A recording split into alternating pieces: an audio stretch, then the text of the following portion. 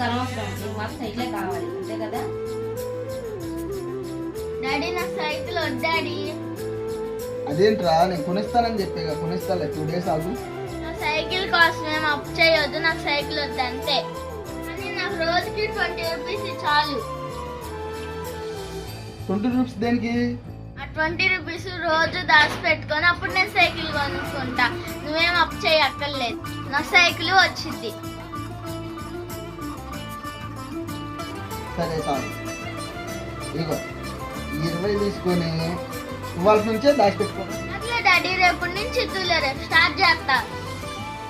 మంచి పని చేసేటప్పుడు లేట్ చేయకూడదు. నువ్వు మంచి ఆలోచన చేసుకున్నావు, కొనుక్కుంటానన్నావు సైకిల్, కాబట్టి ఇవాళ నుంచే స్టార్ట్ చేయండి. వెళ్ళి డిబ్బీలు వేసుకోపో. పిల్లలకి ఆనందాలే కాదు, మన బాధలు మన కష్టాలు అన్నీ తెలిసేలా పెంచాలి. అప్పుడే సమాజంలో వాళ్ళు ఒక మంచి స్టేజ్కి వెళ్తారు.